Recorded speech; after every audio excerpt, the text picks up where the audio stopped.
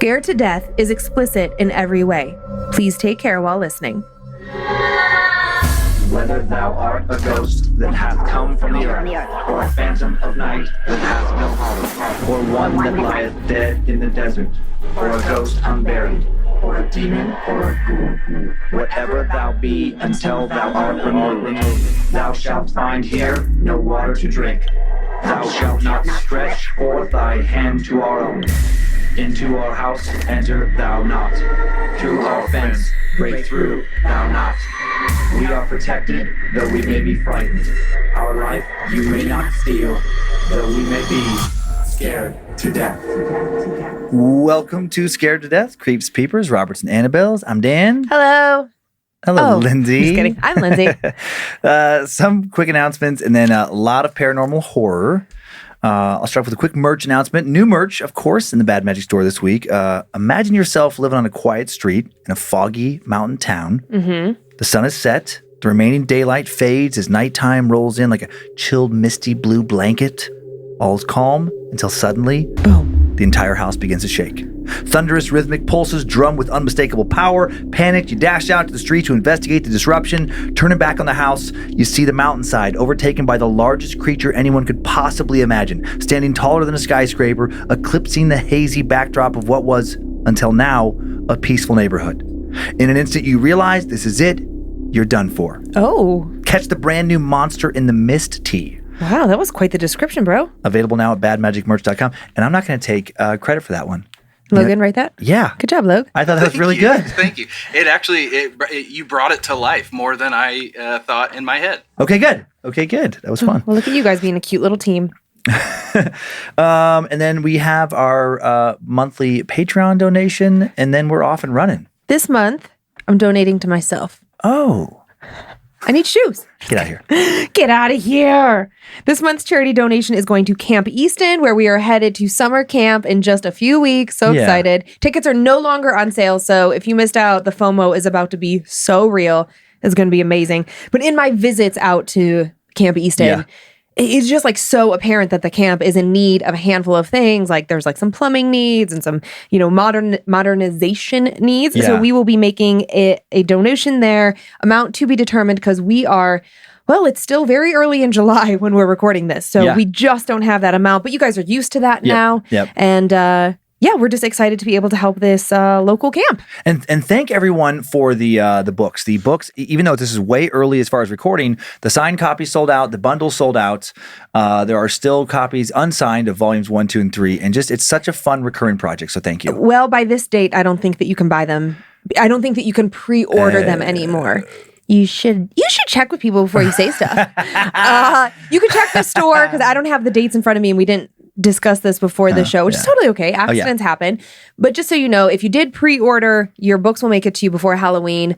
The ordering is closed now and will reopen once we have the books and the pre-orders have shipped, as we have done in years past. So don't worry, you can still get some books, just not right this second. That was a good example of why I shouldn't just go rogue. We prep, and then I was like, you know what? I'm going to throw a little curveball in here. Watch me go. How many stories do you have today, Lulu? 2. You have 2? Can you believe it? I can. What are they about? My first story is about a deal with the devil himself, which is very interesting. Mm-hmm. Did a young man make a deal with the devil and then regret his choice? Classic horror lore. I do like those stories. Yeah, it's good. And then Crossroads. And then my second story, I'm going to tell you what the author named it: College Campus with a Ouija board, Native American burial grounds, and ghost soldiers triple threat. Okay, a lot of stuff going on over there. Boom, boom, boom, boom, boom. I have a very big story to start. I have 2. The first, very strange urban legend that someone posted a modern encounter story about that they think it's all too real. It's the strange, twisted legend of Kansas's Hamburger Man. Perhaps real version of like a great pulp horror flick kind of character, like a slasher flick character. Is this because I talked about juicy stories being hamburgers? No, but when that came out, I was like, oh, that's funny, like a fun tie-in. Yeah. But no, this is one I have the thanks at the end, but I believe this was a Sophie one. Now I'm going to skip ahead. Yes, it's Sophie Evans. For the second story, we explore the rich paranormal history of Cornwall, England's Bodmin Moor, focusing mainly on the old Bodmin Jail, located at the edge of this large, preserved, mostly underdeveloped or undeveloped large expanse of land. A lot of different claims of ghosts and reports of at least one beast that supposedly haunts the area. Okay. I feel like, didn't we just... Oh, we were in Cornwall, Connecticut. Yeah, I know. There was a recent Cornwall in the July bonus episode. The bonus episode. Mm-hmm. Dudleytown. Dudley. Are you prepared to meet the Hamburger Man? I'm so hungry. Yes. We'll get hamburgers after the show. Okay. You might not want them after this, actually. Once you reveal that growing collection of so many socks. No, I did. If you'll notice, if you're a bonus episode watcher, that I'm wearing exactly what I was wearing 10 minutes ago when we finished the bonus episode. But this is my pink outfit, and I'm very into it. You wanted everyone to see it on both feeds. Yeah. Well, I didn't want anyone to feel left out, Dan.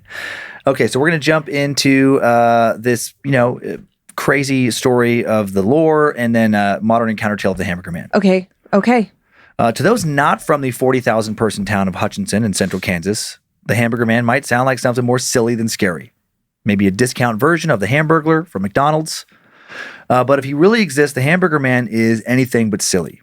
Kansas is actually full of paranormal lore. This hideous monster, but one of many entities adding to an abundance of allegedly supernatural activity in the area. Just 45 minutes east from where this creature has been said to make its home lies Wichita State University, where Wilner, Fisk, and Henrian halls are all rumored to be haunted.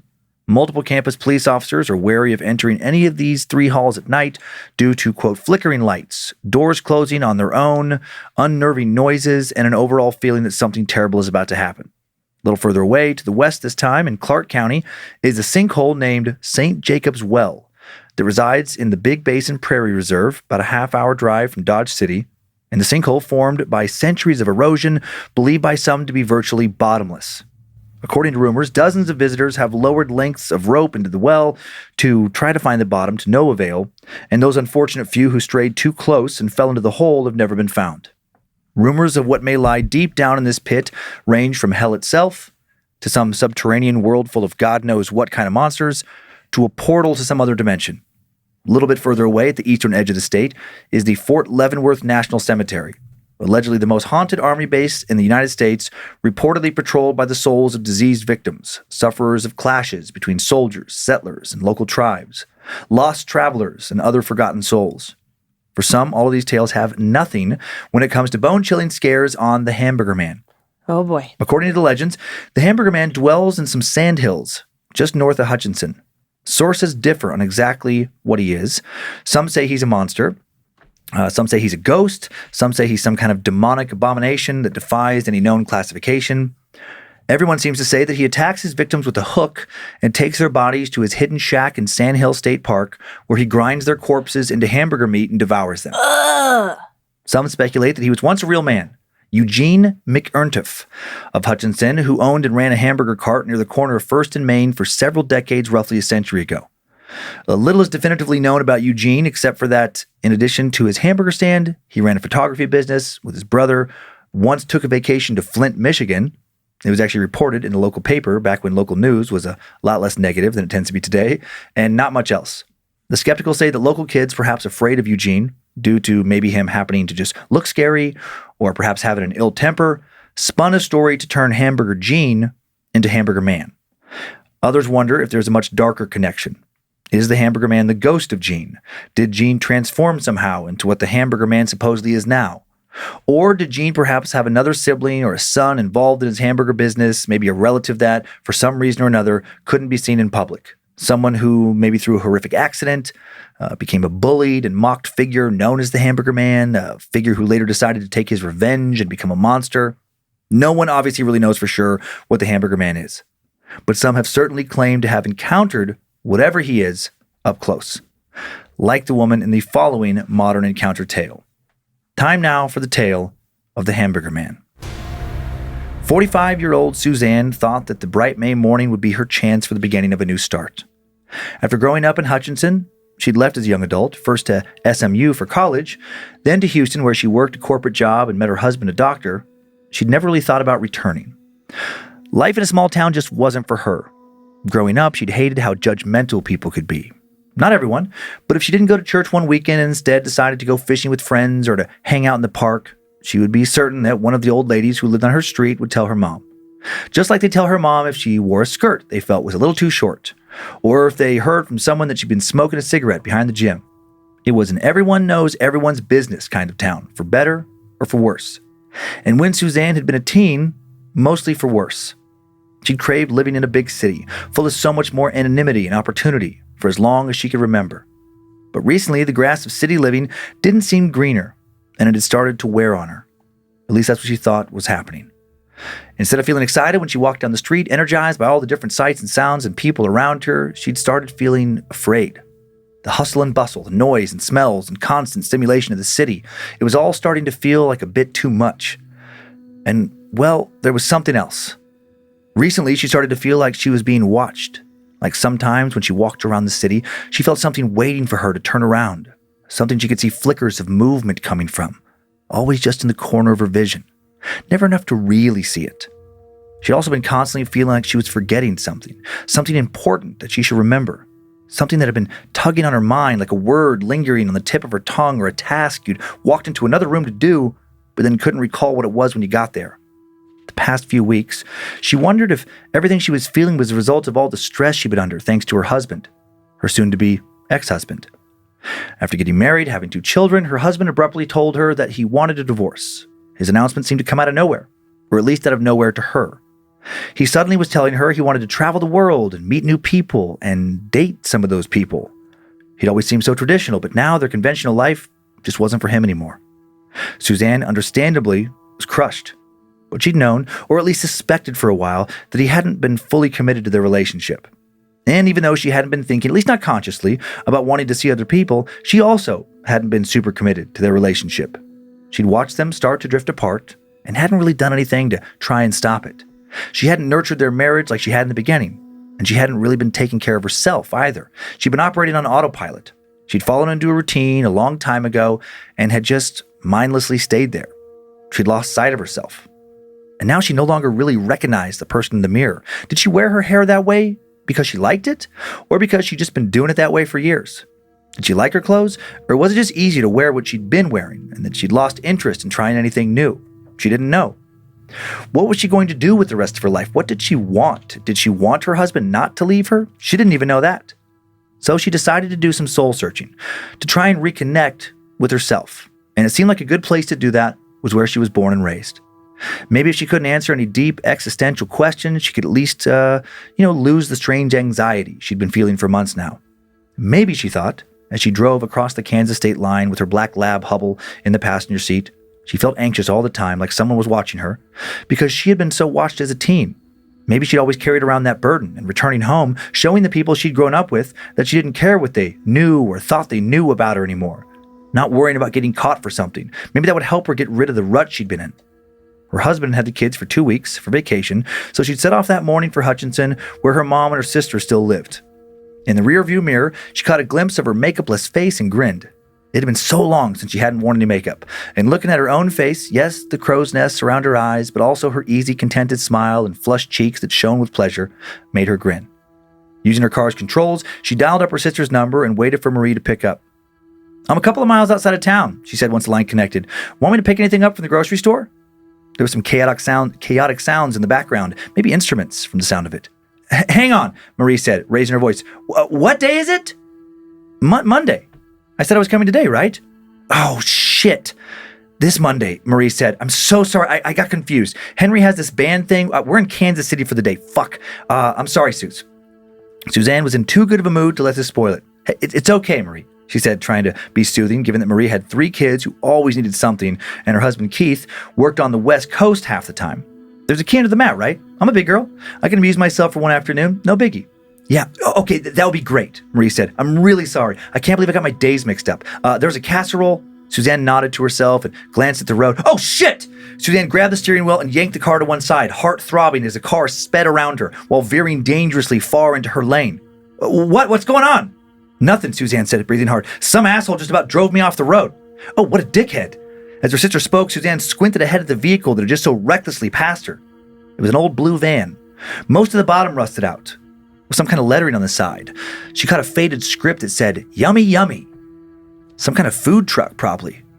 She frowned as she tried to get a closer look at who was driving it, but she couldn't see more than just a shadowy outline in the driver's side rearview mirror. In her passenger seat, Hubble whined.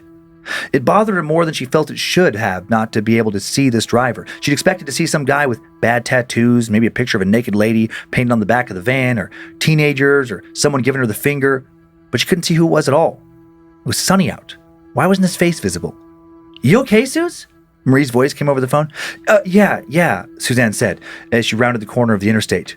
Just a little rattled. Be safe, Marie said. Suzanne barely heard her. She couldn't believe what she was seeing now. Or not seeing. There was no one on the road ahead of her. It was impossible. She could see ahead for what felt like 5 miles. They hadn't passed any side roads where the van could suddenly hide either. So where the fuck had that van gone? Had she hallucinated at all? Shaken, she told her sister she'd be at her house in just a few minutes and ended the call. Once she got to the house, she unlocked the door. The key was in its not-so-hidden place, like always, and she put her suitcase in the guest bedroom while Hubble sniffed around. For some reason, it now felt like her trip home had been kind of tainted. Why did she think going home was going to be a good idea again? Her life was in shambles. How was being around people she hadn't seen in years in town that she'd love to leave behind going to help? Stop spiraling, she told herself. Just hang on. Just breathe. Stop being negative. Stop deciding that things aren't going to work out before you even try them. Hubble pawed at the door and Suzanne laughed. I know, she said. We should get out of here. Maybe go on a hike. What do you think? Hubble wagged his tail and Suzanne grinned. Let's go, she said. She grabbed his leash and headed out the door. The possibility of a hike was sounding more and more appealing. Maybe she'd head out to the sandhills. She'd always liked how they looked, desolate and winding, an isolated, lonely, quiet landscape where you really let your, thoughts spin out and clear your head. She'd heard some weird stories about them growing up, but now she was struggling to remember what they were. Some kids in high school used to talk about them a lot. Maybe people getting killed out in the sandhills by some madman or something, making up stupid stories just trying to fuck with other kids. That was the type of thing a lot of people do in a small town where there's nothing to do. Make up stories to make life more exciting. Hello, Suzanne. Suzanne's heart about leapt out of her chest, but then she saw it was only Mrs. Carson, her sister's elderly next-door neighbor who regularly complained about how loudly Henry practiced the trombone. Suzanne couldn't remember a time when Mrs. Carson didn't look ancient, but she had to be over 90 now, with deep wrinkles and bright blue eyes that peered out like she was looking from a cave. Hi, Mrs. Carson, she said, waving. This is Hubble, she added, gesturing to Hubble, who was busy sniffing Mrs. Carson's grass. You came back, Mrs. Carson smiled, Carson smiled as though Suzanne hadn't said anything. Just once in all these years. Thought it was time to be home, Suzanne said stiffly, feeling awkward. Was Mrs. Carson maybe suffering from dementia or something? She had visited Hutchinson more than once since she'd left, hadn't she? She suddenly couldn't remember. Just came back to visit my sister. You said you'd never come back, Mrs. Carson said again, like she hadn't heard Suzanne. Not after. Suzanne wanted to ask, after what? But she really didn't want to keep talking to Mrs. Carson, who she was more and more certain was suffering from some kind of illness. Yeah, well, I said a lot of things when I was a teenager, she said. Turns out sometimes teens just like being dramatic. I should know. I have 2 of my own now. She hoped that would steer Mrs. Carson to another topic of conversation, but Mrs. Carson shook her head. He got you one time, she said, her mouth wet with spit. He'll get you again. What? Suzanne blinked. Even though it was a sunny day out, she suddenly felt cold. Who got her? Her mind returned to the car, almost running her off the road. Did Mrs. Carson know something about that, or was she just crazy? Bang! Mrs. Carson's screen door slammed and a young woman in scrubs came out with a tray. It looked like Mrs. Carson's lunch. Mrs. Carson, what are you Mrs. Carson, what are you going on about now? She smiled up at Suzanne, pushing aside her bangs. I'm Rita. I sit with Mrs. Carson these days. Oh, Suzanne said. She felt like she was supposed to say something to the effect of, that's nice, or I'm glad she has someone to look after her. But her heart was pounding and she just wanted to get the hell away from Mrs. Hutchinson, and quickly. So she blurted, gotta go. Took off for her car, Hubble bounding alongside her. Strange lady, she heard Rita say to Mrs. Carson, and Suzanne wanted to slam her head on the steering wheel. How was she the one who was strange? Mrs. Carson could go on and on about insane shit, but when she cut a conversation short, she was the weird one? She looked at the clock on the dash. 4:19. In about 4 hours, Marie would be home, and they could drink wine, hang out, and complain. Everything would feel better. In the meantime, she could burn off some of her nervous energy with that hike. So she put a key in the ignition, followed familiar roads to the sandhills, trying to focus on positive things, like the happy look on Hubble's face as he stuck his head out the window, or the bracelet her oldest daughter had made her for her last birthday, and not on the blue van that was following behind her. Wait, what? She looked back. Same blue van, behind her again. She was just a minute or so away from the sandhills now, and it looked like the driver of that van might be heading there with her. Who the hell was he? Or she? She still couldn't make out the driver's details, just a shadowy form behind the wheel. Tinted windows, she said to herself. The driver must have tinted windows. But then why could she see the rest of the interior just fine? She got the chills. The van kept a steady distance between her, and now Suzanne started to nervously sweat. What did she do? Call the police? Call Marie? And say what? Say she didn't like the way someone in a van was making her feel? She actually laughed a bit out loud at that thought. She had no proof the driver was trying to do anything to her. They'd been a bit reckless earlier, but not illegally. No, there was no point in calling anyone. Should she turn around? Go back to her sister's house? There was a pit in the bottom of her stomach now. In seconds, she'd be at the entrance to the park with no one around for miles, just the vast land and her and whoever was in that damn van. No, whatever was in that van, a voice in her head corrected, not whoever. She shivered. Why did that thought float into her head? She had a bad feeling in her gut about the driver, really bad, and her gut feelings were rarely wrong. She brought her eyes down to the car's console to dial Marie's number. It went to voicemail. Hey, Marie, just wanted to let you know that there's this weird blue van that's... She raised her eyes and tried to look for some identifying information, and the road was empty. That's nowhere, she finished, her heart pounding again. Never mind, I'm fine. I know I sound like a crazy person.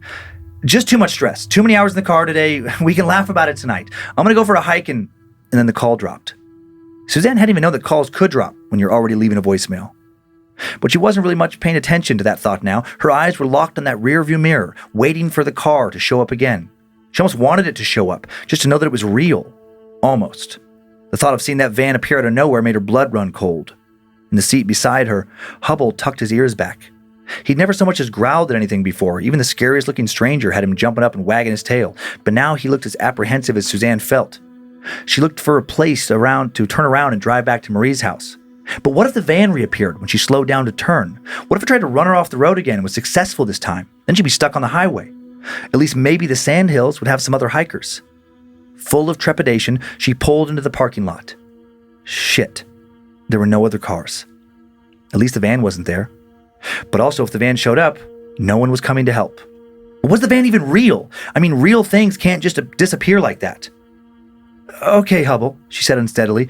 She got out of the car and started walking towards the head of the main trail, Hubble trotting beside her. No van. No sound of any vehicle. Maybe whatever that was all over now. She passed a few yards into the trail and glanced up and tried to enjoy the feeling of the sun on her bare arms for a few moments before she noticed that Hubble was now nowhere to be found. Hubble! Hubble! She heard his collar jingle somewhere off the path and ran towards the sound. Come on, Hubble, she called, hoping he'd only left her side because he found some smelly poop or a dead animal. But even then, he usually replied to her commands. Instead, when she saw him, his nose was pressed down against the sandy ground, sniffing intently. Blood. On the ground was a trail of blood drops. 1, 2, 3, 4, 5, 6. A steady patter leading away from the trail. Hubble, come on, she yelled, hoping there was just an animal who'd gotten hurt, but he couldn't move. She grabbed his collar. Come on! She was pulling so hard that she didn't notice the feeling of someone coming up behind her. And then, everything went dark. When she opened up her eyes, she didn't know where she was. The room was dark. Was she back home? Had she blacked out? Had she hallucinated, going out in the first place? Then her eyes began to focus. Distantly, she heard the sound of what she somehow knew was a van door slamming shut. How was this possible? She looked around. There was no van, just a strange room filled with some kind of machinery. It all looked ancient, like no one had been here for years except for some things that were obviously new, like a brand new hiker's backpack and a rolled up sleeping mat with a tag still on. Her stomach clenched. Then something in her peripheral vision moved. She snapped her head around. Something was wearing a blood-stained apron. Something that looked almost like a person, but not quite. Something thin and emaciated. Something with too many eyes. They were green, they were blue, they were red, they were black.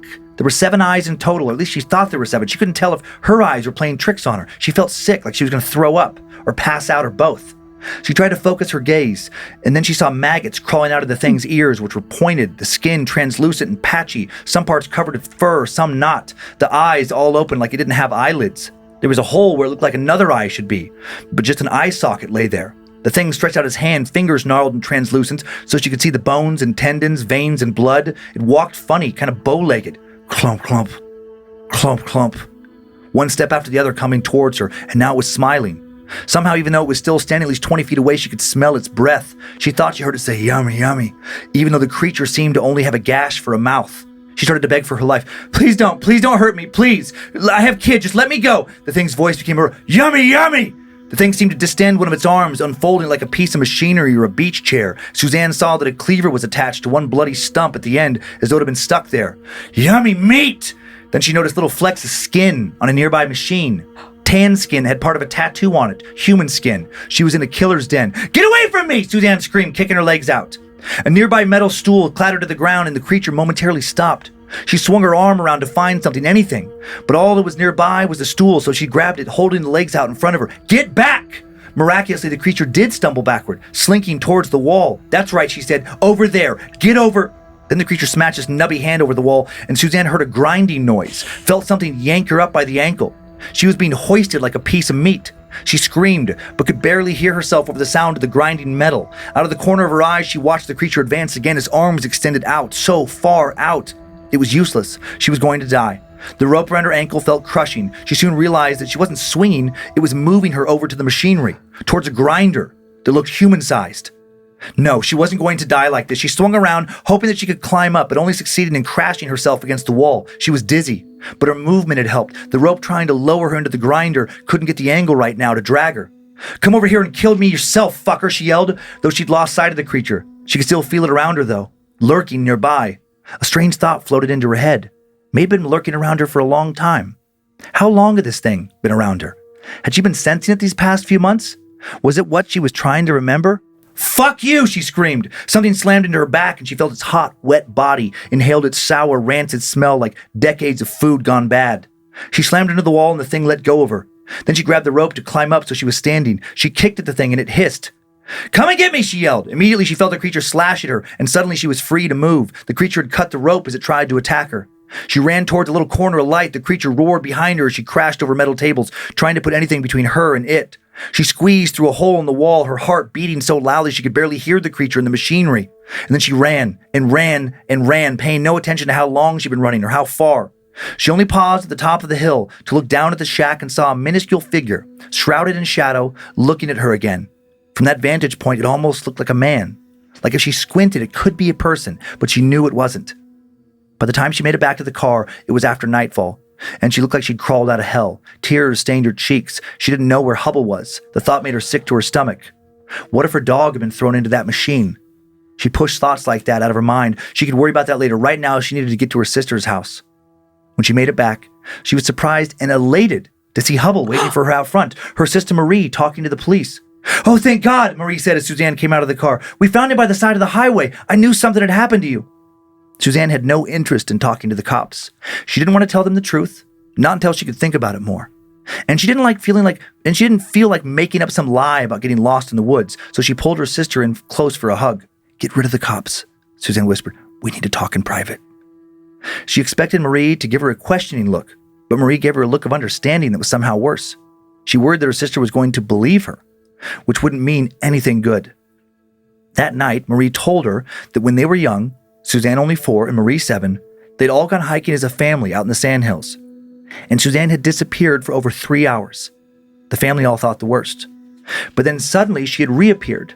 She would only say that a man had given her a hamburger and shown her his special place. After talking to the police, and her dad and some friends spent the following day looking for this special place, no one finding anything, the family chalked it up to a weird kid being weird again. And Suzanne was a kid who told tall tales. When she was young, she was the girl who cried wolf. But this time, Marie had believed her. She had known, even at the age of 7, that something was up. And then years later, when a friend of hers vanished in high school, hiking the same trail, she knew she hadn't just got lost. She thought that if she kept her feelings from Suzanne, it would be for the best. She didn't want to scare her little sister unnecessarily. Just let her forget. Laying in bed that night, Suzanne wondered how long the Hamburger Man had been after her. Now she knew in her gut that he was the reason she'd been feeling like someone was watching her recently. Was he also the reason she felt like she needed to come back home? Was he pulling her back home? Yes, that was him. How many times had he tried to get her back to his special place, and would he one day try again? She wanted to tell the police to go find his shack, but she knew it wasn't a place you could always see. It existed, but not in the normal way. Normally, it was hidden, only appearing when the Hamburger Man grew hungry enough to hunt again? I do not want a hamburger. I don't want tattoo skin, ground up human burger. Oh my God, can you imagine eating a burger? Oh my God, stop. Oh my God, stop. Picking up the bun, and there's a tattoo, like skin. Stop. Like, how many times I have to say stop? It's a horror show. I got to keep going. You just ruined hamburgers for everyone, and it's summertime, and everybody be grilling. Before your question, I have a few picks. No picks out there of the Hamburger Man, but definitely plenty of picks of the Hamburglar. So see, we can palate cleanse a little bit here. We got the Hamburglar there. What's the purple guy's name? Wait, don't say it. Is hold on. It's been too many years. Hold on, wait. I'm gonna think of it. I just remember when I was a little kid visiting McDonald's and seeing that. I don't even remember how I knew their names. I don't remember. Dang. Grimace. Grimace! Nice. And now who's behind the Hamburglar? Some girl. Don't know. She looks like Donald Duck, but not like a Daffy Duck, but not. I mostly just remember, it was Grimace and the Hamburger. I don't even remember what the other ones look like. Well, there's Ronald McDonald. That's true. I don't even consider him part of the group. That's right. He's the leader. This next one is a picture of a character known as Burger Man. I went into a weird wormhole with this.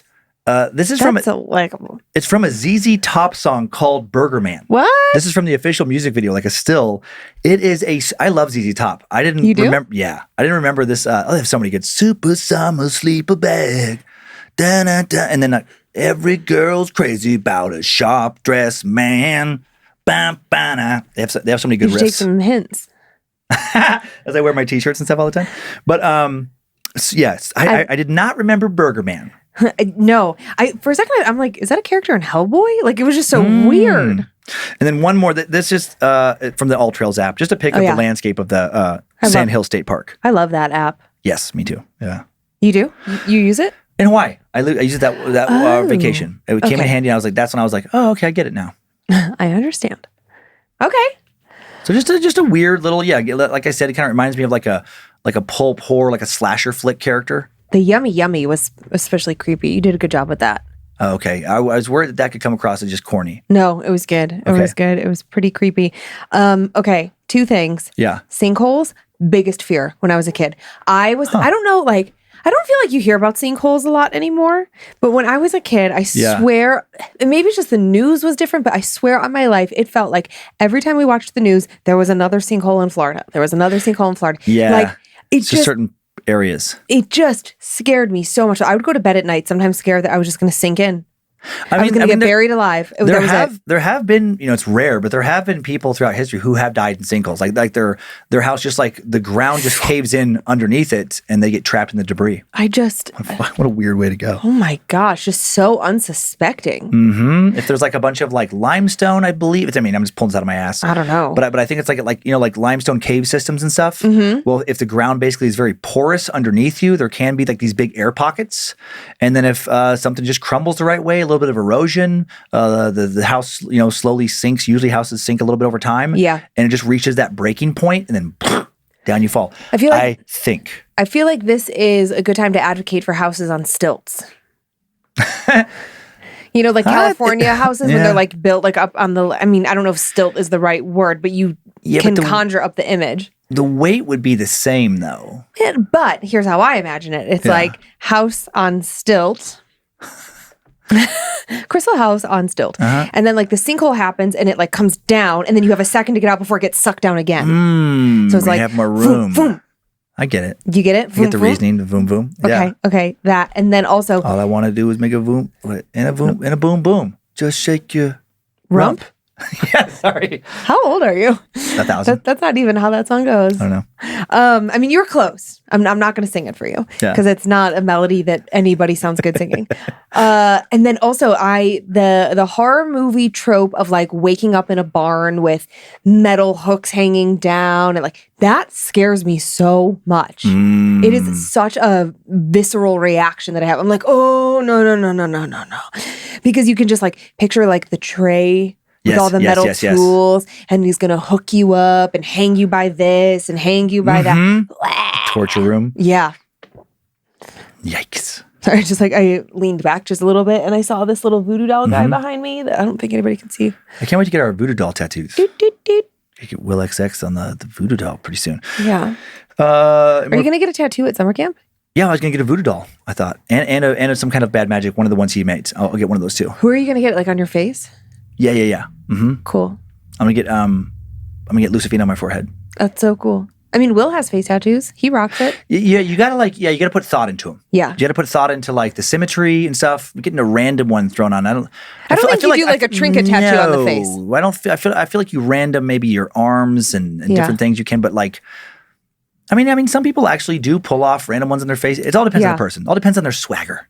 Well, I love you, baby, but I don't think I have that swagger. Face tattoo's not happening for you. No, it doesn't fit. No, you too pretty. Nah, but there's pretty people to do it. I was trying to say something nice. Are you ready to leave a monster from the sandhills of Kansas and explore the lore from around and from within an old jail in Cornwall? Yes. All right, decent but not crazy amount of historical setup before discussing anything paranormal. Bodmin Moor in Cornwall, England, is a picturesque moorland, or preserved, mostly undeveloped land, spanning roughly 80 square miles. Kind of like a nature preserve. Very few buildings mar the rolling green and granite hillsides. Most of the structures on the moor are ruins or abandoned buildings, now preserved and maintained by the National Trust, a UK charity organization dedicated to preserving historic places. Sitting on the edge of the moor is the infamous Bodmin Jail.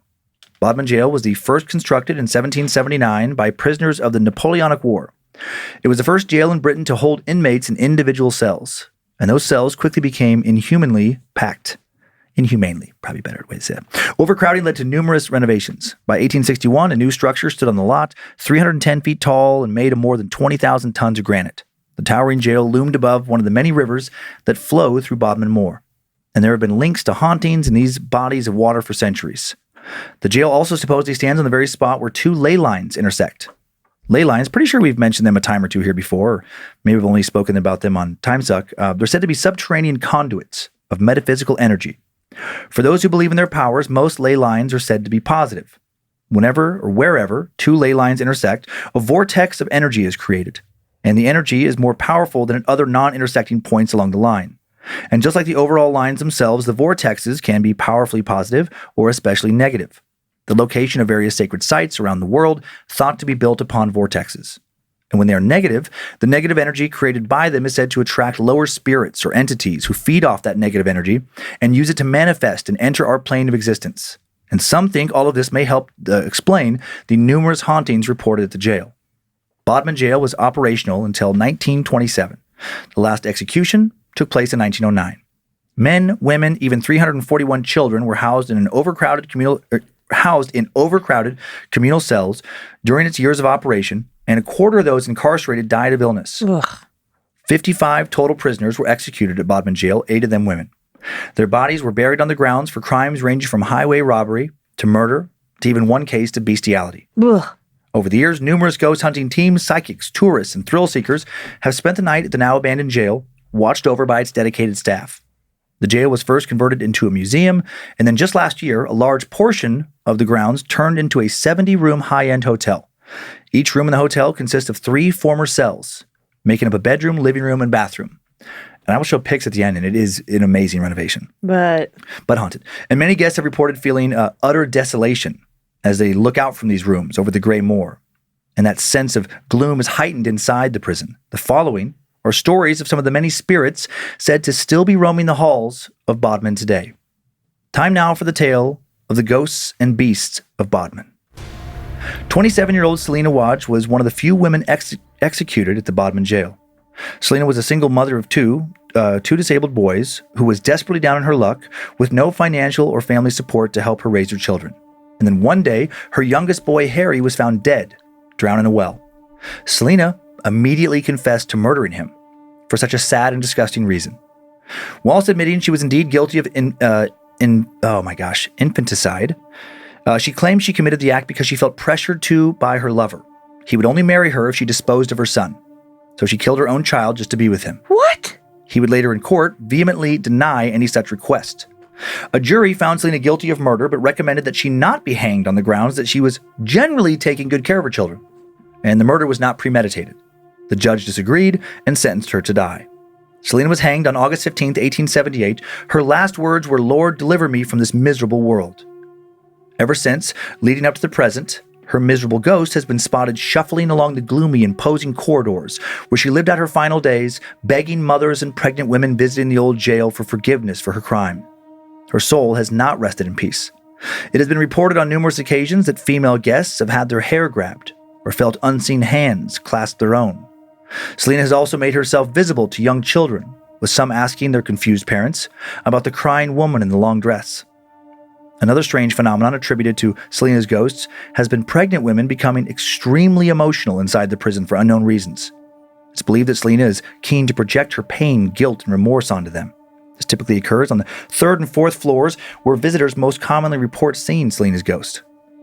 The next frequently spotted ghost of Bodmin Jail is thought to be the spirit of a woman killed by Matthew Weeks, executed for murder when he was 22 years old.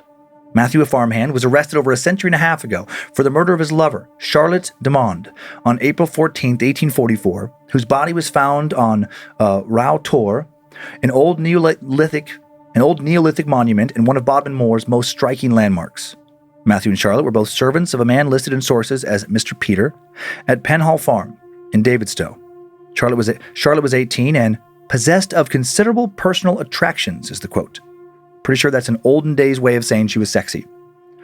The court believed that Matthew was jealous of Charlotte's relationship with Thomas Prout, who called on her the morning she was killed and made an appointment to meet her at the chapel. Charlotte and Matthew were seen together that same day. Charlotte told Mrs. Peters that she would not be home at milking time, but Matthew would. They left together, appearing friendly. Matthew returned alone that evening. Charlotte's body found on Wednesday. Her throat had been cut twice. Matthew Weeks didn't try and hide the fact that he killed her in a jealous rage. He made a full confession to the police and was found guilty of murder and hanged at Bodmin Jail, August of 1844. 20,000 people turned out to witness his final moments. Charlotte's ghost may have also been there to witness his execution. Charlotte's ghost, clad in a gown and silk bonnet, has allegedly appeared at the site of her murder over and over throughout the years, most often on the anniversary of her death. These are just two of the many spirits thought to frequent the area.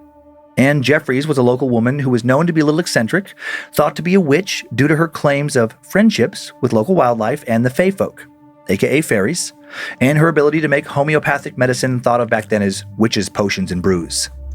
She was in her early 70s when she was imprisoned, exact age never listed, and very healthy for her age, perhaps unnaturally, thought people. It read as suspicious to many. A lot of people in town believed her ability to survive for so long and to look young in her later years was confirmation of her dark powers of being a witch.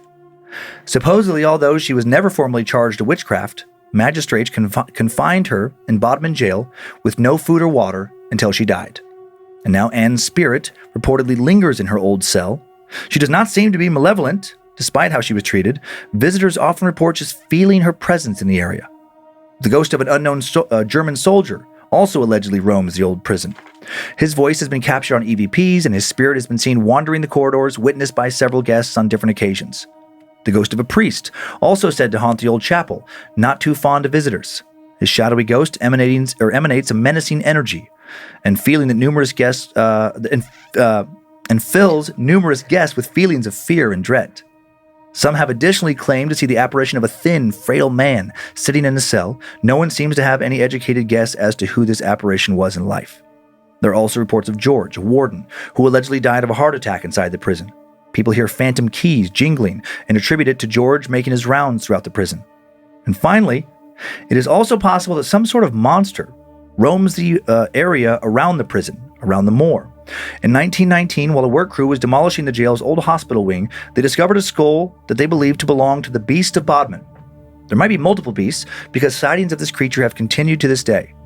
It has long been rumored for centuries that the Beast of Bodmin prowls around the grounds of the jail. The first known account comes from 1790, written by French prisoner of war captain Matthew Pringy. He wrote that during a trip out of the jail, he saw a beast, a creature with the largest pair of piercing eyes and teeth larger than daggers. Since 1978, when documentation of the beast increased significantly, there have been more than 60 sightings of some Black Panther-like beast on Bodmin Moor, and many reports of mutilated livestock. There were so many sightings and reports of mutilation that in 1995, the government ordered an official investigation, which concluded that while they found no evidence that the beast exists, They also found no evidence to disprove its existence either. Then, shortly after this report came out, on July 24th, 1995, a young boy found what was later determined to be a leopard skull in Bodmin Moor. How did it make its way there? In 1998, video footage was released that seems to show a large black cat prowling about the moor. Some believe that the beast of Bodmin Moor is nothing paranormal. It's an escaped zoo animal or escaped exotic pet, and that its owner has never reported it missing because it's illegal to keep big cats as pets. Others believe the beast of Bodmin is a species of wild cat thought to have went extinct hundreds of years ago, but has somehow survived in the area in secrecy. Others still believe the cat is just one of the many phantoms that roam the moor. Some beast conjured up by the dark vortex that the old jail supposedly sits on, the product of that convergence of ley lines. It's a beast from another plane or time or both. Perhaps a big cat, perhaps a literal monster. Sightings of the beast of Bodmin have continued to this day with no explanation for what it could be. The UK is full of phantom cat sightings, actually. Perhaps a story for another day. Well, we're headed to the UK soon, so keep an eye out for phantom cats. I know, I didn't realize it's a whole thing. There's so many YouTube videos. And Really? There's so many people who are like kind of like Bigfoot in the US. Gotcha. You know, like the try to find, Sasquatch. That there's a whole little kind of like sub-movement of people looking for these phantom cats in the UK. Like just sighting after sighting after sighting. All right. I got some cool pics. This first one is of Tor, an old Neolithic monument in Bodmin Moor. Cool. Where that's where the body of Charlotte de Monde was found in 1844. Just the ruins of that old, I don't know, castle maybe. Yeah. A structure. This next one, cool pic of Bodmin Jail, recently converted into a hotel at the edge of Bodmin Moor. So is it the beautiful. whole thing or just the lit up thing in the back? And in the foreground too, like the old prison So complex. it's all of it. Okay. Yeah. Now I believe just from reading around, like part museum, part hotel. Oh, we don't. Mostly hotel, I think. We do love a museum hotel. Yeah, and this place is cool. This next I'm one. not staying there. Is a pic of the interior of Bodmin Jail before it was renovated and turned into a hotel. Okay. Now look at the renovations. Same portion of the jail turned into a luxury hotel. Oh, that does look cool. This is the interior of one of the rooms. And I love how they, left some of the original structure, but then made it modern too. Oh, yeah. And then this last picture, just an exterior shot of the remodeled old jail. They did a really good job. Really good. Like, I think tens of millions of dollars poured into it. I mean, I would say so. Yeah. Is it, and this is so random, is it an expensive hotel? It's an expensive, yeah, it's a luxury hotel. Okay. Yep. Oh, you did say that. Yeah. I'm like, maybe one night, but no. Never mind. Never mind. I mean, I don't think it's like... It's not like $5,000 a night. No, but just higher end. Okay. Well, I don't really know that I have any questions except when you were doing your research and that witchy lady, Anne. Mm-hmm. There's... Did you get any of her potions? Because I'm all about the anti-aging, And listen, sounds like she got to figure it out. There's more stories about her, kind of like a folk figure, or I can't remember. Maybe I should be like really into her. Like maybe she is my patron saint.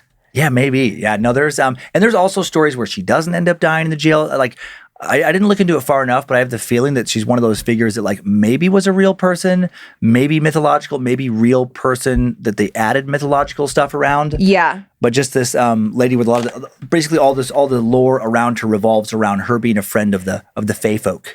Of the fae folk. Of the fairies and such. And the fairies. Well, listen, if fairies give me powers to be young forever, I mean, not even to be young forever, just to age well, I'm in. Mm-hmm. I have a real problem.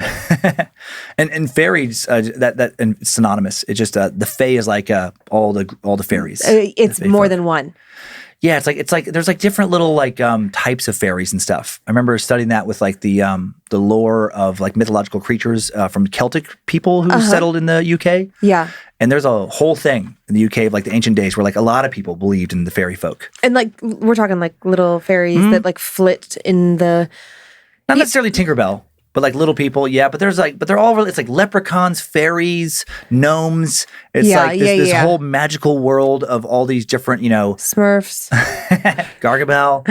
Oh, yeah. Do kids now even know what Smurfs are? No idea. Oh man, Logan, I hope your kids watch Smurfs. Yeah, Oliver knows about it. Yes. Okay, great. I feel good. I feel vindicated. I love Also, Pixies was on my mind. Yes. The band and also otherwise. Pixies is a great band. Frank Black. Yeah, I haven't listened to the Pixies in a long time. Yeah, I'm trying to think. It's right on the tip of my tongue. Where is my mind? I can't get the melody right. I know. It's a great one. A lot of other bands have covered it. And yeah, the Pixies are a great band. It's probably a song about you. Where's your mind? Who knows? Who knows? It wanders. It does. It's one of my favorite things about you. Yeah. It's frustrating as hell, but it's also so fun to kind of like, I just like it when I can kind of see you, just like you'll be sitting, working, and then you'll stop and your eyes will go. And then you're just kind of like there. And I know that like it's not even, and I don't mean this in a cruel way. It's not that I think you're having like a big profound thought. Yeah. I know that you're in some flight of fancy. Like you are just like not here. Yep. It's cute. Kyler does the same thing. Funny. Yeah. Monroe does it a little bit too, actually.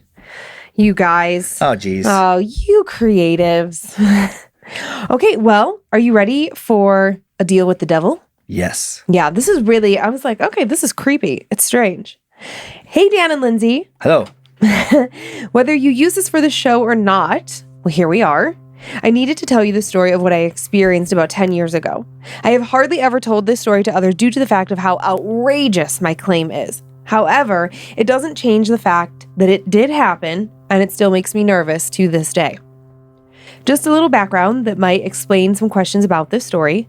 Growing up, my family was religious. I was the child of a pastor and sheltered about the ways of the world.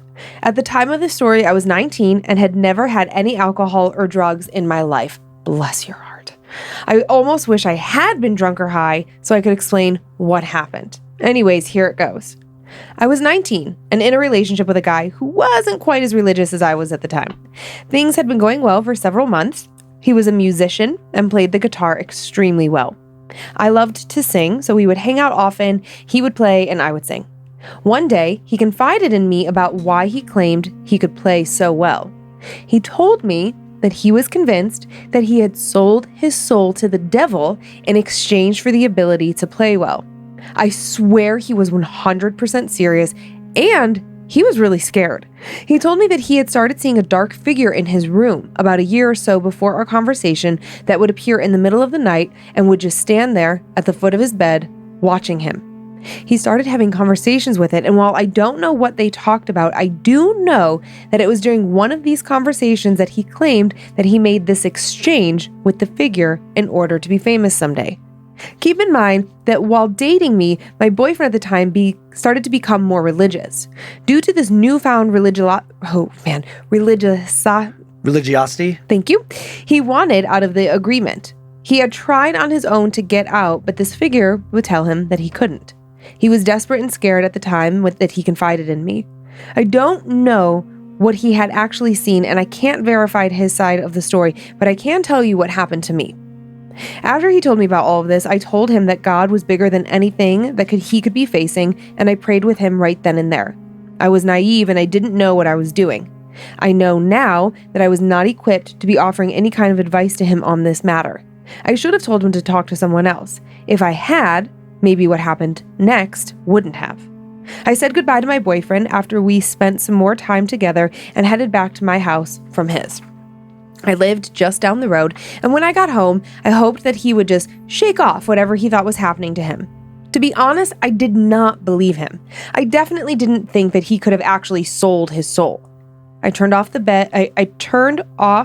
bedside lamp, climbed into bed, and went to sleep, really without thinking too much about what had happened. Kind of a, wow, that was weird. I hope he gets better. I hope he gets it together. I woke up in the middle of the night and checked my phone.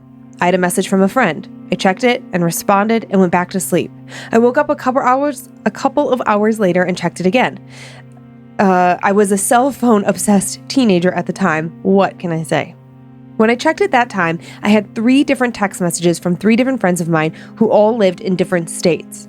They had all been sent at the exact same minute and have all arrived the first time and should have all arrived the first time I had woken up.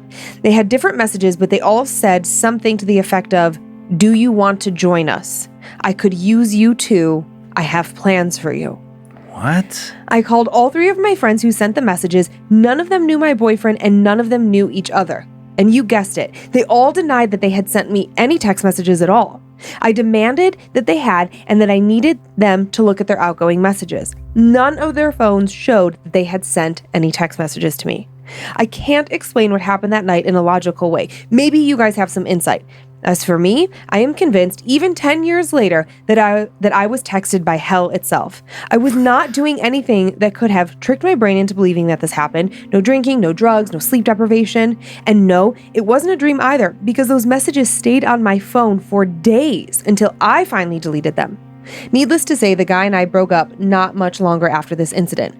I hope he figured his stuff out. Thanks for reading my story. Feel free to edit and convey what happened. I honestly am just glad to have found an outlet that I could tell my insane story to without feeling insane. I've been debating sending this story in since 2018, so it's radical, but here goes nothing. Keep up the good work with this podcast and with Time Suck. Love you both. Praise Bojangles. Anonymous. Okay, anonymous. Okay, so what was the exact text again? I was trying to remember. Okay, It came in from three different friends. When I checked my phone that time, I had 3 different text messages. Right, all said the same thing, right? From 3 different friends of mine who all lived in different states. Yeah. Okay, they had all been sent at the exact same minute and should have arrived when she looked at her phone the first time. Right. All the messages were different, but they all said some version of. Some version of. Okay. Do you want to join us? I can use you too. I have plans for you. Do you want to join us? Yeah, that is so disturbing. It's so weird. Because before, I mean, you never know these stories, but I will say, like the guitar thing, I'm just thinking that boyfriend, and I didn't want to look like I was just being shitty while you're telling your story, but I think it's Robert Johnson. Logan may know, but it's the famous, like, sold his soul. Yeah, Devil at the Crossroads. Devil at the Crossroads. That's Robert Johnson, right? Yeah. The old blues guitarist? Yep. Okay. Thank you.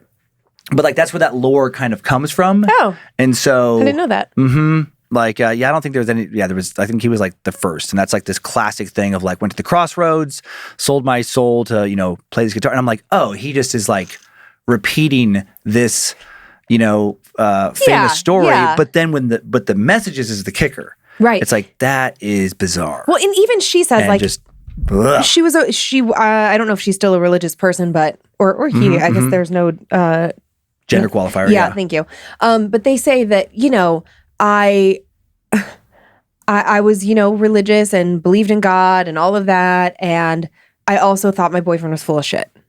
Like, it's not like they bought it hook, line, and sinker. They were like, okay, yeah. Okay, buddy. Totally. So I like that because it's like some skepticism there. Yep. And for them to come home and have those text messages, there's no like they were in cahoots together. There's no their boyfriend didn't know these other 3 friends. So it's not like the boyfriend called, Sarah and Jeanette and Kylie and was like, okay, let's play a trick. Yeah, imagine it's so weird. Imagine something happening to you, like 2 versions. First version, just randomly, no context, but you just get like same time. They all come in. Probably could write it off as a glitch or tech glitch, but the same message, let's say, of like we want you to join us, and it just comes in from, and then your friends, you connect. You're like, nope, I didn't send that. That's weird. If there was no paranormal context around it, I would just write it off as like, yeah, that's like a weird spam kind of thing, or my phone got hacked or something. Yeah. But then when you add, now let's say like you're messing around with the Ouija board, and some message comes to the Ouija board that you don't talk about, of like, like I'm waiting for you, and then that same night, all these things come, still waiting for you. Like when you add it to that, it's like yeek. That's terrifying. Terrifying. Yeah, that was a good spooky ending. Yeah, it's just so bizarre. Mm-hmm. Okay, and then I have one more story for you today. Just one, because I tell 2 tales usually. Yeah, it's our thing. It's our thing that we do. We're two tale tellers. Oh, 2 tale tellers. We're two tale tellers. We're 2 squared. Twister. 2 squared. We're two tale tellers. Yeah. Yeah. Wow, that was good. That was good. Are you ready for one more? You got it in you? I do. Okay. Is Layla ready too? Ready to go. Did you rip her arm off? No. This one has strong arms. I told you on that another bonus episode, I was doing a nice thing. That lady had gangrene in her arm, and I operated to save the rest of her. On the last bonus episode, Dan ripped off a Layla arm and threw it at me. Mm-hmm. And it saved that Layla's life. Where is that Layla?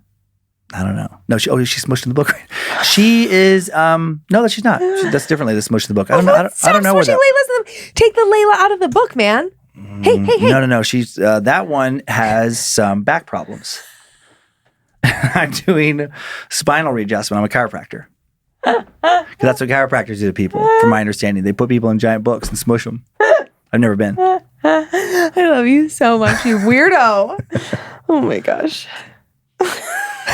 That would be the weirdest like visit. Like you've never been to a chiropractor. That's almost like a hidden camera sketch.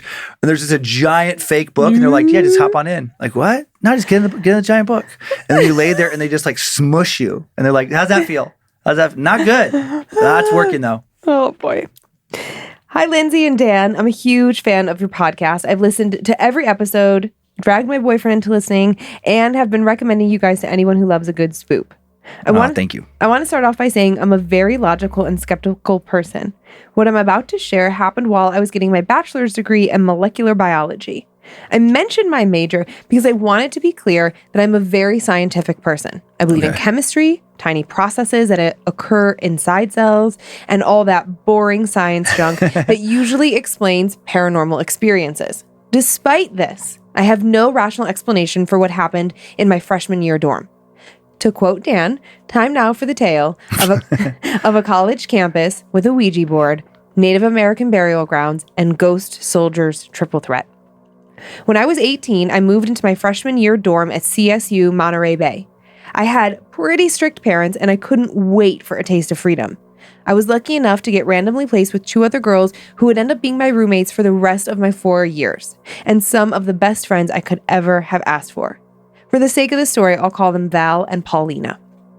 A little backstory on the campus that it was built from a decommissioned army base, Fort Ord, which has a history going back to 1917 and had its peak military activity during the Vietnam War. In what I'm guessing was an attempt to save some money, all the dorms on campus are renovated old army barracks. There are still a ton of old abandoned barracks on campus that are legally off limits, but visited by many of the students at night who want to get a good thrill. These buildings are super creepy, falling apart, and have graffiti all over them. If you guys ever find yourself in the Monterey area, you can find a bunch of these abandoned barracks right across the street from the college's gym. If you want to keep a safe distance, Lynze, I get it. The dorms thankfully looked nothing like the abandoned barracks. Our dorm was on the 3rd floor. My roommates and I shared one big room with a bathroom. When you walked in from the hall, my bed was to the right with the bathroom door to the left. My roommates' beds were straight ahead on either of the walls that faced the parking lot. We each had our own window with loft beds, a desk and drawers underneath, and a wardrobe. As is common for college freshmen, you begin to notice that everyone has interesting little quirks once you live with them. Paulina would often emerge from the bathroom without putting her pants back on, because to her, there was no point in putting them back on if she was just going to change into sweats as soon as she came out. I fully support that. I was always a late night snacker, and my roommates would often hear me crunching noises from my bed in the middle of the night like some sort of rabid raccoon. We all had our own things, but we lived harmoniously and took in each other's habits in stride. One day, however, Paulina and I returned to our dorm after eating dinner at the dining commons, and Val was surprised to see us walk in because she had thought we had been home this whole time. Val said she had heard us talking for nearly 2 hours. We thought this was super weird, but she didn't seem overly concerned and brushed it off, claiming that it must have been one of the many neighbors we had. Freshman dorm halls get loud and rowdy, so this actually did make sense. She continued to claim that she heard us when we weren't home, but it became less and less creepy because it occurred so often that Paulina and I brushed it off as some weird quirk of hers. During this time, I heard a rumor about some of the residents in the hall, next to ours, messing around with a Ouija board after learning about some of the school's history. It turns out that not only was the campus built from an old army base, but it is rumored that the army base was built on top of Native American burial grounds. Now, I couldn't find anything to prove that the land the dorms are on were specifically used as burial grounds, but the campus does acknowledge on their website that the school resides on the indigenous homeland of the Esselen people. And during a land acknowledgement with local tribes, one of the tribal authorities stated that ancestors rest below pathways and in other less traveled areas on campus. This is clearly not something the campus would want to advertise, so there is definitely some stock in this rumor. After learning this, I thought it was very interesting history for the campus, but didn't believe in anything paranormal. I heard about how haunted the hall next to ours had become after the Ouija board incident, but just as before, it was all rumors, until it wasn't. One evening, when I was walking home from class, I climbed the 3 flights of stairs to the entrance that led to my hall, scanned the key card to get in, opened and closed the door behind me, and then strode into the hall. After taking 6 or 7 steps, with no doors near me, alone in the empty, wide hall, something grabbed my backpack and gently but firmly held me in place, preventing me from taking another step forward. What? I paused, turning to see if my backpack was caught on anything, and saw nothing. I took it off, felt around to make sure it was free of anything, and again, nothing. Nothing on it and nothing near it enough for it to have been caught on. Freaked out, I did a light jog to my door, scrambled for my keys, and burst into the room to tell my roommates what had happened. They both believed me, but Val was much more disturbed by the news. She had been hearing us talk more frequently and was getting less and less able to convince herself that it was the neighbors. It didn't take much longer for another unexplainable experience to cause us to bless our room. One night, we all ended up going to bed about the same time, talking to each other from our beds until we got sleepy, something we often did. As we were talking, from Val's window, we all heard the distinct sound of a bare human hand slowly sliding down the glass. We were on the 3rd floor, easily 30 feet high, with an exterior wall that was too flat to allow anyone to find enough purchase to climb. If a bird, bat, or some flying creature would have hit it, we would have heard a bang and then a slide. And the slide wouldn't have lasted for that long. We were all terrified, but Val was the most freaked out. Once we got the courage to move again, we opened Val's blinds, and I swear there was a faint imprint of a human hand on the outside of the glass. The next morning, Paulina called her Catholic grandma to ask how to bless our room. Luckily, siblings weekend was the following weekend, and Paulina's grandma was able to send holy water, sage, and blessing instructions with Paulina's sister. After performing the blessing, Val stopped hearing our voices when we weren't home, and nothing paranormal ever happened in that room again. Thanks for listening. I hope you enjoyed my story, and if you ever visit thank you. I hope you enjoyed my story, and I hope that you get to visit Monterey again. All the best, Andrea. Thanks, Andrea. Yeah, the phantom, like, I don't know, entity, whatever, like that, like just being grabbed by something, like being stopped from moving. That's interesting, right? Mm-hmm, that's a detail I don't recall really hearing much, previously. And that sound of the hand. It's so specific. That's it paints a very clear picture in your mind, or it's almost like squeaky. Yes, I can. Yes. Yep, just that squeaking sound, and it's a little inconsistent because the way your hand grips and comes off and re-grips.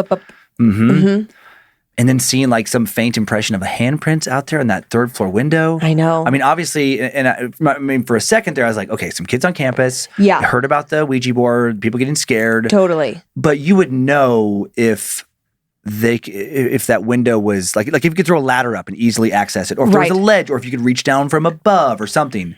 And they didn't think of that. Obviously, education-wise, sounds like a very smart person. Right. Story written very well. And then, but just that detail combined with not being able to move. And then when the paranormal context around it, I think it was something spiritual too. Yeah, and you said that we haven't had inability to move recently, but actually we had a story not that long ago in Nigeria. Okay, I do remember we had a story in Nigeria.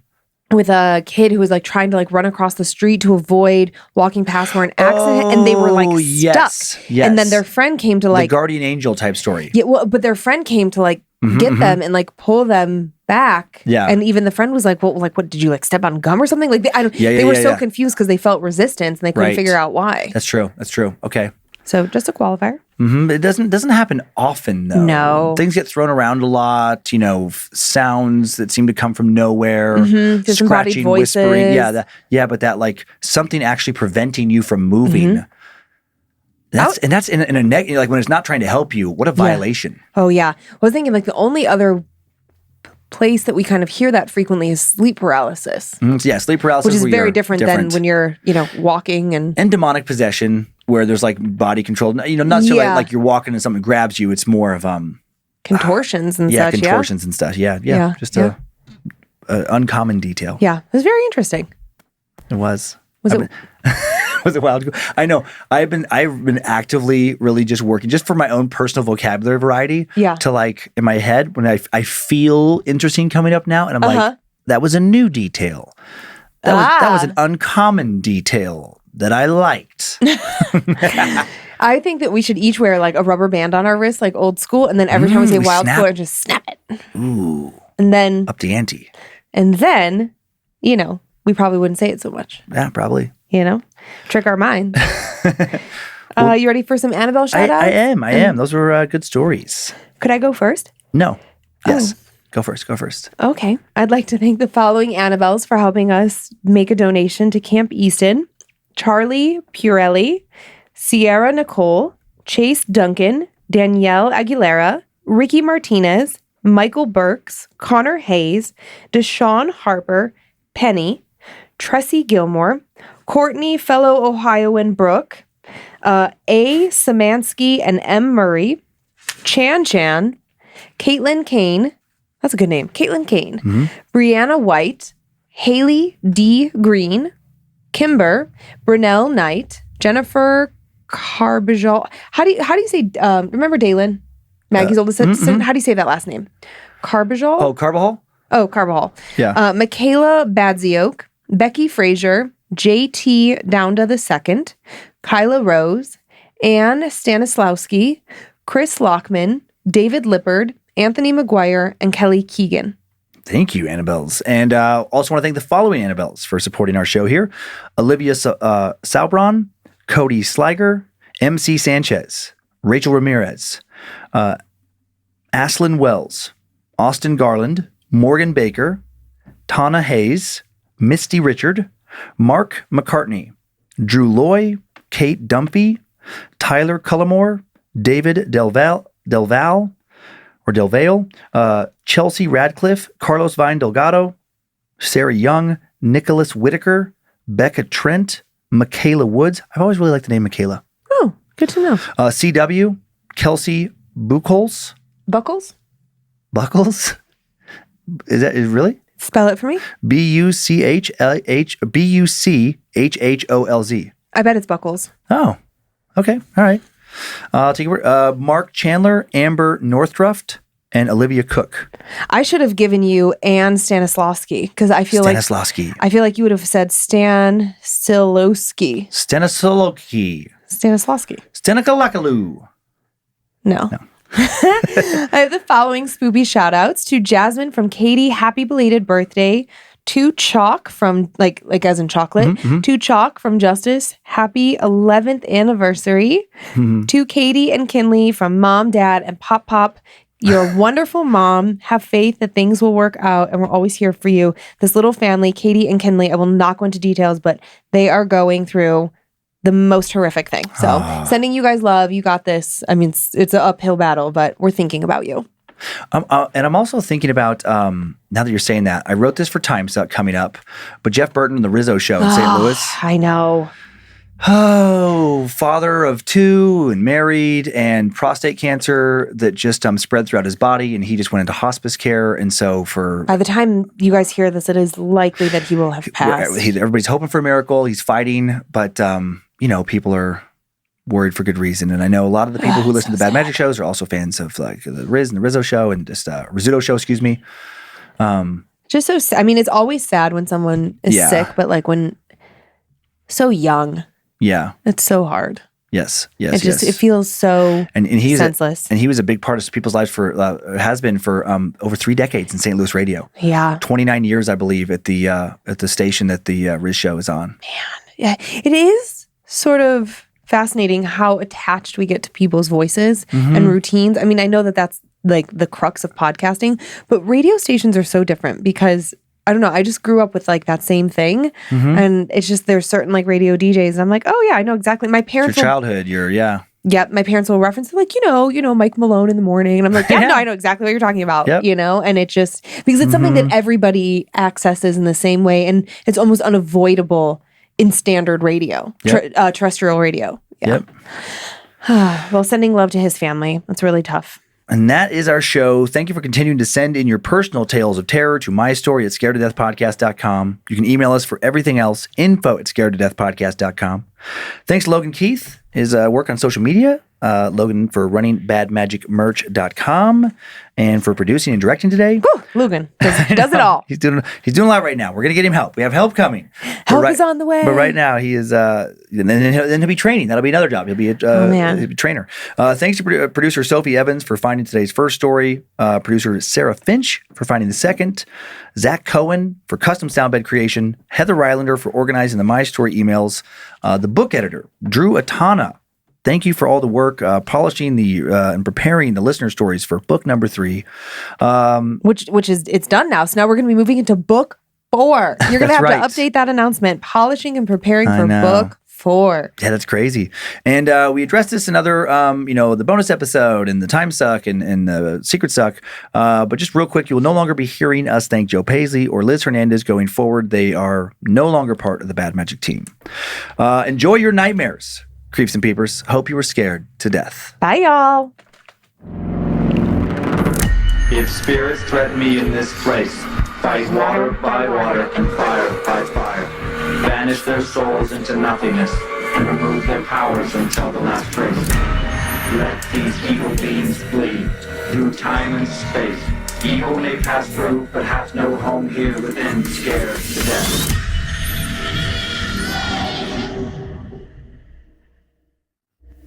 Bad Magic Productions.